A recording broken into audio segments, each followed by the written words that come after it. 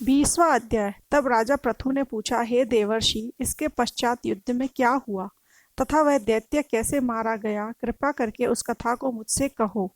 नारद जी ने कहा कि जब गिरिजा वहां से अदृश्य हो गई और गंधर्वी माया भी विलीन हो गई, तब भगवान वृषध्वज चैतन्य हो गए।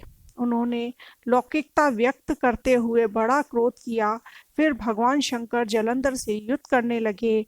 जलंधर शंकर के बाणों को काटने लगा, परंतु जब काट न सका तो उसने माया की पाती बनाकर अपने रथ से बांध ली, जो विलाप कर रही थी। तब अपनी को इस तरह कष्ट में पड़ा देख के लौकिक लीला दिखाते हुए शंकर जी सांसारिक जनों की तरह व्याकुल हो गए और उन्होंने अग्निपुंज की तरह भयंकर रौद्र रूप धारण किया। उनके रौद्र रूप को देखकर कोई भी दैत्य उनके सामने खड़ा होने में समर्थ न हो सका। यहाँ तक कि शुंभ निशुंभ भी युद्ध में स्थित होने को समर्थ न हो सके। जलंधर की सारी माया क्षण भर में नष्ट हो गई।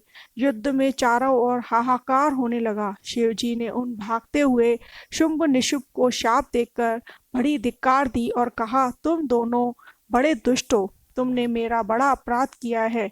तुम पार्वती को मारते थे और अब युद्ध से भागते हो। भागते को मारना पाप है, इसलिए अब मैं तुम्हें नहीं मारूंगा, परंतु गौरी तुम्हें अवश्य मारेगी। शिवजी के ऐसा कहने पर समुद्रपुत्र जलंधर क्रोध में अग्नि के समान प्रज्वलित हो उठा।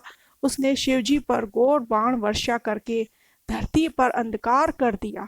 तब उस दैत्य की ऐसी चेष्टा देखकर शंकर जी बड़े ही क्रोधित हुए तथा उन्होंने अपने बनाए हुए सुदर्शन चक्र को चलाकर उसका सिर काट लिया। एक प्रचंड शब्द के साथ उसका सिर धरती पर गिर पड़ा और भयंकर हाहाकार होने लगा। अंजल पर्वत के समान उसके शरीर को दो खंड हो गए। उसके रुधिर से संग्राम भूमि व्याप्त हो गई। सारी धरती विश्चल हो गई। शिवजी की आज्ञा से उसका रक्त और मांस महागौरव में जाकर रक्त का कुंड हो गया तथा उसके शरीर का तेज निकलकर शंकर जी के शरीर में वैसे ही प्रवेश कर गया जैसे कि वृंदा का तेज गौरी जी के शरीर में प्रवेश हुआ था।